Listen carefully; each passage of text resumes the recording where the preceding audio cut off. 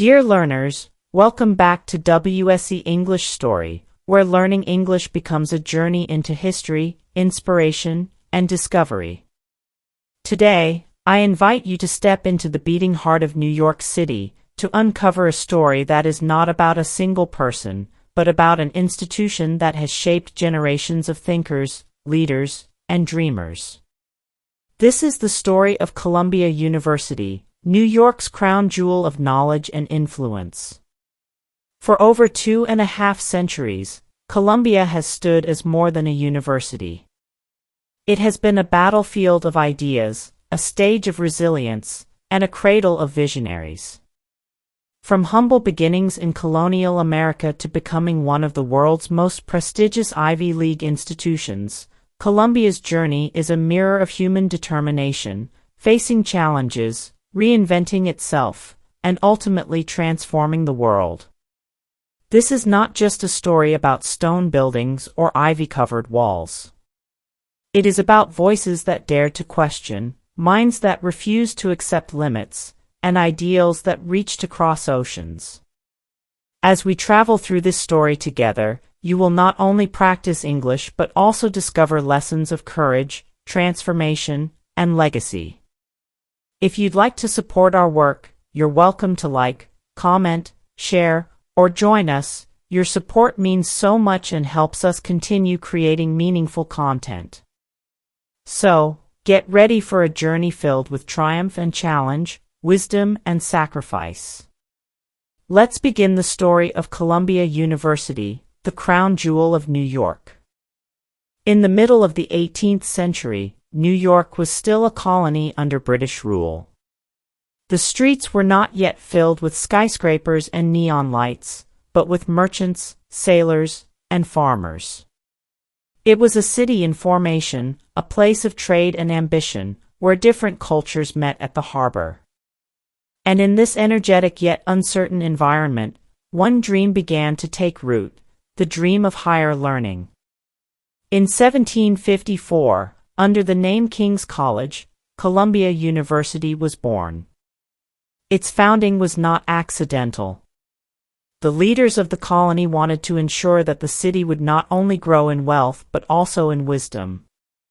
They imagined a place where young men could be trained to serve society, the church, and the government with knowledge and character. With a royal charter granted by King George II of England, King's College began as a modest institution with just a handful of students and one building on what is now Lower Broadway in Manhattan. The atmosphere of the time was charged with tension.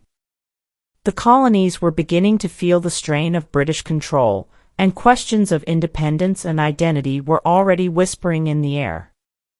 Even in its earliest days, King's College was not isolated from these conflicts. Students and teachers found themselves caught between loyalty to the crown and the rising voices of liberty. This struggle would soon shape the destiny of the school itself. But beyond politics, the birth of King's College was a symbol of something larger, the belief that education could create a better society. The founders wanted more than technical skill. They wanted to cultivate wisdom, moral strength, and leadership. The mission was clear: knowledge was not to be kept hidden in books but to be lived out in action. Imagine the scene: a small lecture room with young men in colonial coats, reading philosophy by candlelight, discussing the ideas of faith, duty, and freedom. The beginnings were small, yet within those walls lay the seed of something immense. From this fragile start, Columbia would one day become a powerhouse of knowledge, producing leaders, scientists, artists, and presidents who would influence not just New York, but the entire world. As we stand at this point in the story, the stage is set. A new college has been born in a colony searching for its identity. But as with all great journeys, the first steps would soon be challenged. What difficulties would this young institution face, and how would it survive the storms of history? The first years of King's College seemed filled with promise. Yet history does not allow great institutions to grow without testing their strength. For Columbia, the test came sooner than expected. By the 1760s, discontent was spreading through the 13 colonies. Taxation without representation, restrictions on trade, and the presence of British soldiers made the air heavy with tension. Inside the lecture halls of King's College, students debated fiercely. Should they remain loyal to the crown that had given them their charter, or should they listen to the call for liberty that echoed in pamphlets and town squares? This was not an abstract question. It divided families, friends, and classrooms. Samuel Johnson, the college's first president, had envisioned a place of unity where reason would guide society. Yet now, reason clashed with passion. Among the students sat young men who would soon become revolutionary leaders. One of them, Alexander Hamilton, sharpened his pen and his ideas within these very walls. His essays, fiery and bold, would inspire many to embrace independence. Others, however, remained loyal to the British crown, believing rebellion would bring chaos. When the Revolutionary War erupted in 1776, New York became a battlefield. The city was invaded, occupied, and scarred by fire. King's College, caught in the storm, could not escape. Its doors closed, classes stopped, and its future hung in the balance. For years, the once hopeful college stood silent, its survival uncertain. Imagine walking through its empty corridors at that time, dust gathering on books, classrooms without voices, a symbol of learning frozen by war. For a young institution with only 2 decades of history, this might have been the end. Many believed it would never reopen. Yet, the spirit of the college was not so easily extinguished. Its students carried their convictions onto the battlefield and into the halls of debate. Some fought as soldiers, others as writers, and many as leaders in the birth of a new nation. Though the physical building stood still, the ideas born inside it marched forward with the revolution. This was the first great challenge for Columbia, survival in the face of national upheaval. The conflict was not just about war, it was about identity. Was the college simply a colonial creation tied to the crown, or could it reinvent itself as a university for a free people? The answer would come after independence, when the city of New York, scarred yet hopeful, would help breathe life back into the institution. The revolution had shaken King's College to its core, but it had also planted new seeds. The students who once debated in classrooms were now men shaping the republic. Their actions carried the spirit of learning into the birth of America. But what would become of the college itself? Could an institution so fragile rise again from silence and ashes? Or would it vanish into history as another casualty of war? The next chapter of Columbia's journey would bring both reinvention and struggle, as it tried to reclaim its place in a nation that was learning to stand on its own. When the guns of the Revolution fell silent and the Treaty of Paris was signed in 1783, New York was a city bruised yet alive. Fires had destroyed parts of it, soldiers had marched through its streets, and families had been divided by loyalty. And in the middle of this broken city stood the memory of a college that had once promised knowledge and progress, King's College. But in a nation that had just broken free from monarchy, the very name King's College carried the weight of chains. How could an institution tied to the crown become the university of a republic? This was the first struggle Columbia faced in its new life, the struggle of identity. In 1784, the college reopened under a new name, Columbia College.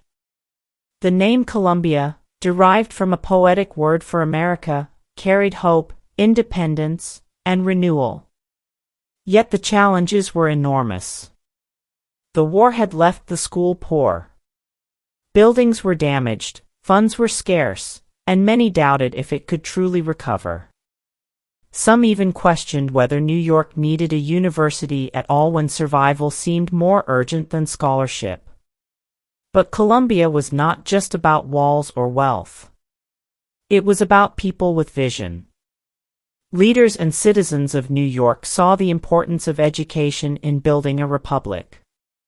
They believed that if America was to thrive, it needed educated leaders who could guide it with wisdom and principle.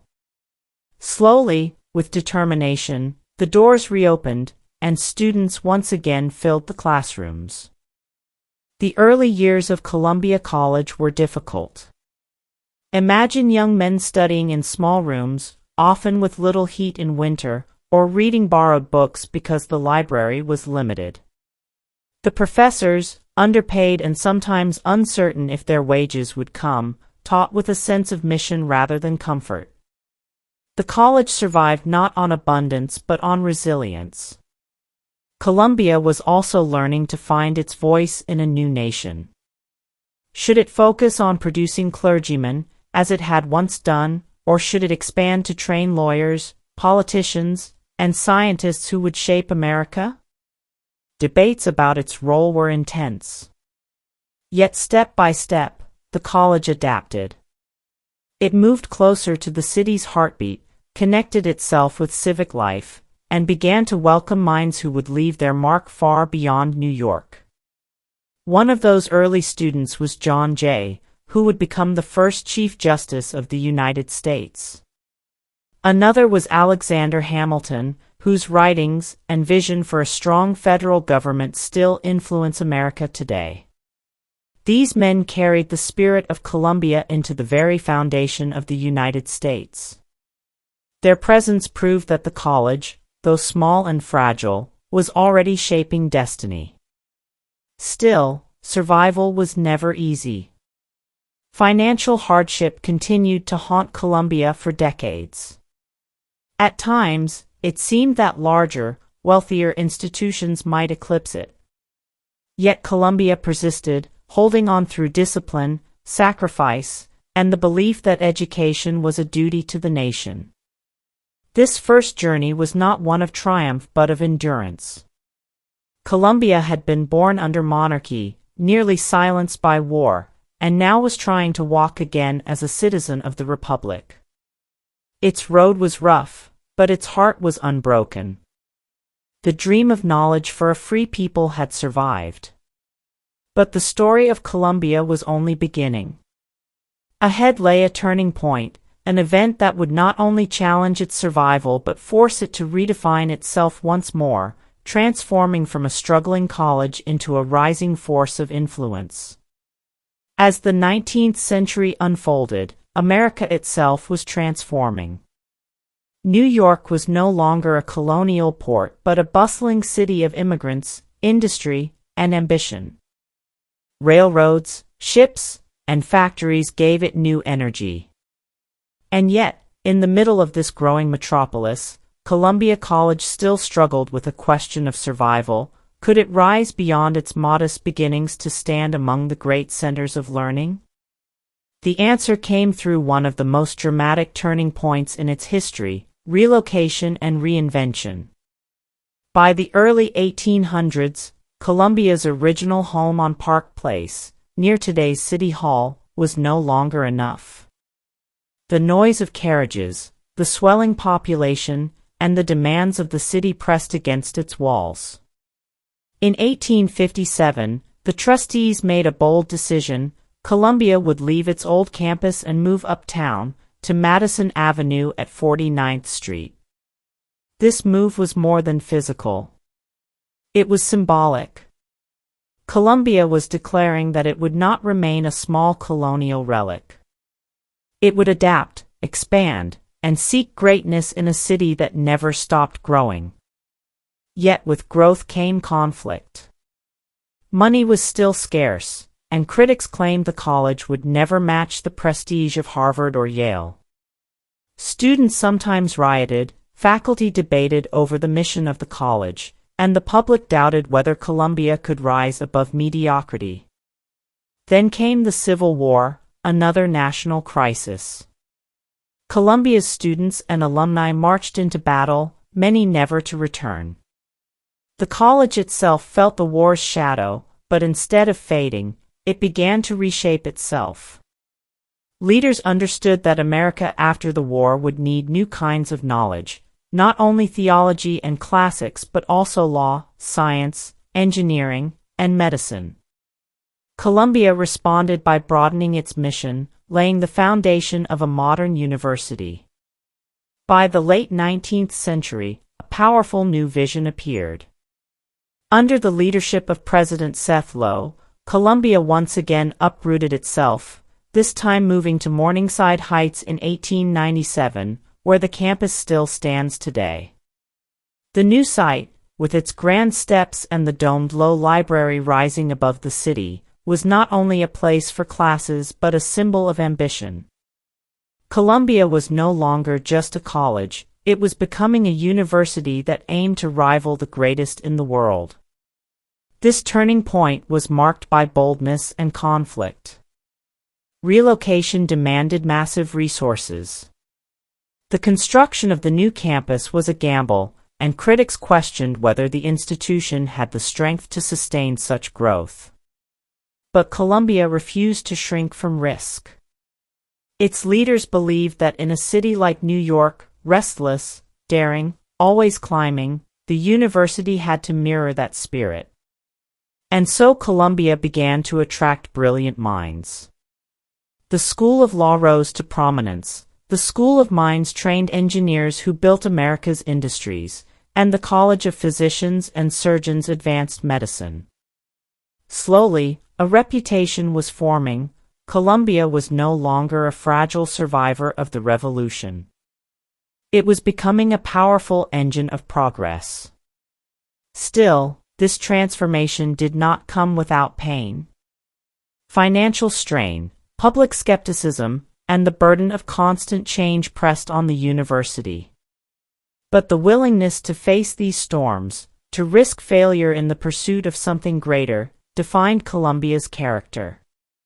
The move to Morningside Heights was the moment Columbia turned from survival to vision. It chose to dream bigger, to expand beyond comfort, and to place itself in the center of New York's cultural and intellectual life. Yet, every great leap forward demands sacrifice. Columbia's true test was still ahead, a climax of conflict in the 20th century, when it would face the storms of war, protest, and social upheaval that threatened to tear it apart from within. By the dawn of the 20th century, Columbia University stood tall on Morningside Heights, its grand steps and marble columns a declaration of ambition. It had expanded its schools, attracted brilliant faculty, and established itself as one of the leading universities in America. Yet, beneath the glow of progress, storms were gathering. The first came with the World Wars. When the First World War erupted in 1914, Columbia was thrust into the global crisis. Students left classrooms for the trenches of Europe. Professors debated whether education could remain neutral in a world torn apart by violence. Once again, the university's identity was tested. Was it simply a sanctuary of learning, or was it a forge where citizens were prepared to defend freedom? Columbia chose the latter. Its halls echoed with the training of officers, the drafting of war policies, and the mourning of young lives lost too soon. Hardly 2 decades later, the Great Depression delivered another blow. Families could not afford tuition, endowments shrank, and professors worked with meager pay. For a moment, the future of Columbia seemed dark. Yet here, sacrifice met resilience. Faculty continued to teach, often for less than they deserved, believing that knowledge was the one resource America could not afford to abandon. Students, too, endured, some working nights just to stay enrolled.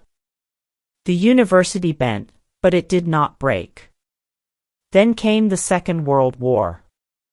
Columbia's laboratories buzzed with urgency, contributing to critical research, including the Manhattan Project, the controversial effort that led to the atomic bomb. Scientists at Columbia stood at the center of one of history's greatest moral dilemmas: knowledge as a force for both progress and destruction. The choice was never simple. Should science serve war, or should it resist? Columbia's participation left a lasting mark, both of achievement and of conscience. But perhaps the most explosive conflict in Columbia's history came not from foreign wars but from within. The year was 1968. Across America, students rose in protest against the Vietnam War, racial injustice, and political corruption.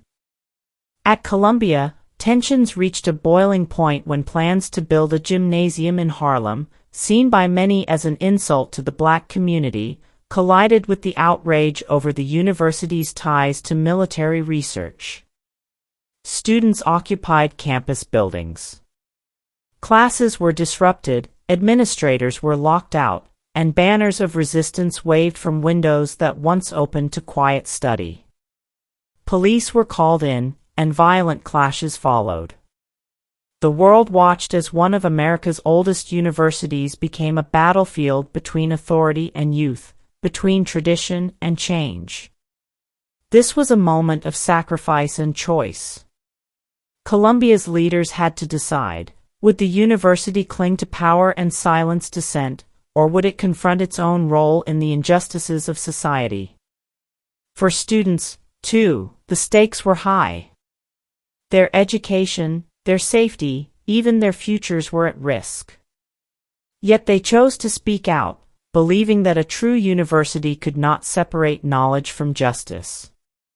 The protests of 1968 left scars.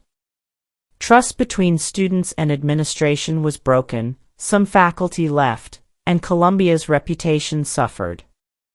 But from that wound came transformation.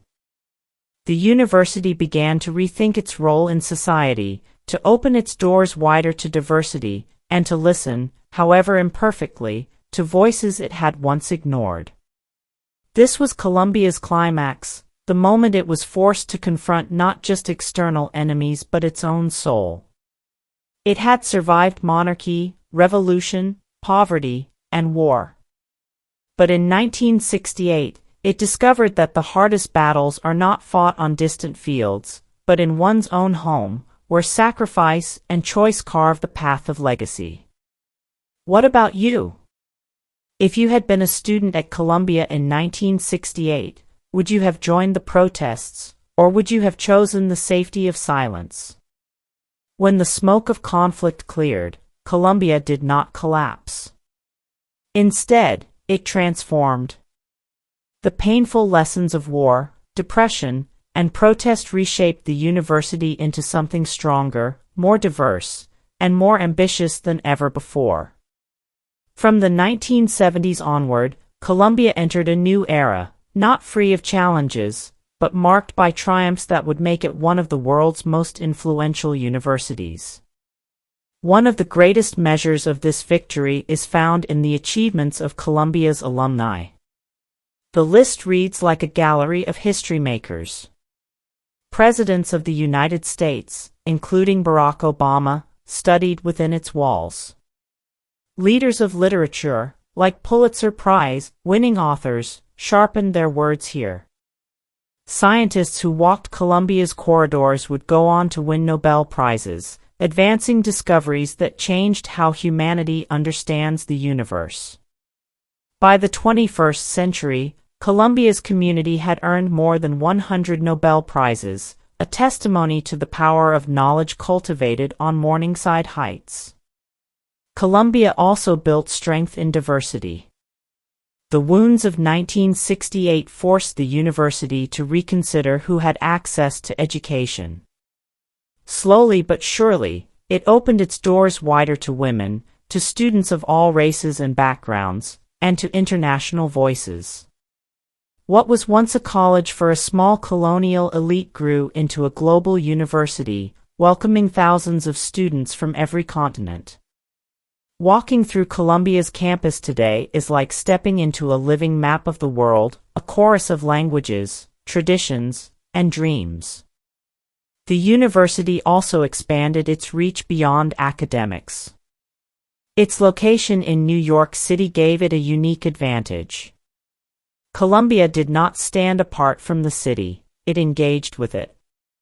Students and faculty worked in hospitals, courts, businesses, and neighborhoods, making education not an ivory tower, but a bridge to real life. This connection helped shape leaders who understood both theory and practice, vision and responsibility. Victories also came through culture. The Pulitzer Prizes, the highest honor in American journalism and arts, are administered by Columbia. Year after year, this institution sets the standard for excellence in writing, reporting, and artistic achievement. In this way, Columbia became not only a place of knowledge but also a guardian of truth and creativity. At the same time, Columbia continued to push the frontiers of science. From pioneering brain research to breakthroughs in climate studies, its faculty and students tackled some of the most urgent questions of the modern world. The Lamont Doherty Earth Observatory became a global leader in climate science, while Columbia's medical center advanced treatments that saved lives. Yet Columbia's greatest victory lies not in numbers, prizes, or buildings. It lies in the resilience that carried it through centuries of struggle. From its fragile beginnings as King's College, nearly silenced by the Revolution, to its reawakening in the 19th century, to the storms of the 20th, Columbia has always chosen to rise. Its journey tells us that greatness is not a gift given once, but a victory earned again and again through conflict, sacrifice, and vision. And so Columbia stands today as a jewel of knowledge in New York's crown. Not perfect, still facing questions of equity and responsibility, but undeniably powerful in its influence on the world. Its alumni shape nations, its research changes lives, and its traditions inspire countless dreamers. But what lessons remain from such a journey? What can a university's struggles and triumphs teach us about our own lives? To answer that, we must look not only at its victories, but at its enduring legacy.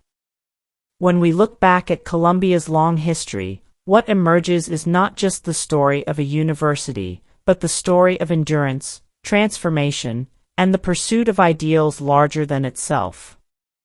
From its fragile birth as King's College in colonial America, through the silence of the Revolution, through poverty, relocation, war, and protest, Columbia has always faced the question, will it endure, and for what purpose? The answer, time and again, has been yes, but never without cost. Each stage of Columbia's journey demanded sacrifice. Its students once risked their lives in the Revolution. Its professors taught through hardship during the Great Depression. Its community endured division in 1968 to face deeper truths about justice and responsibility. These struggles were painful, but they carved out a resilience that defines the university even today. What is Columbia's legacy? It is the belief that knowledge must not be passive. It must be active, engaged with the world, ready to challenge injustice, ready to heal wounds, ready to expand human possibility. This spirit has sent its alumni into every corner of society, into courts, laboratories, hospitals, newsrooms, and parliaments. Each of them carries a piece of Columbia's mission, to use learning as a force for change. But perhaps the most powerful lesson is this: greatness does not mean perfection. Columbia has stumbled. It has faced criticism and even shame. Yet what makes its story inspiring is not that it has avoided mistakes, but that it has confronted them, learned from them, and grown stronger. And here is where its story touches ours. Each of us, like Columbia, will face storms. We will meet failures, doubts, and moments when silence feels easier than courage. But the lesson of Columbia is clear. Resilience comes not from avoiding struggle, but from walking through it with purpose.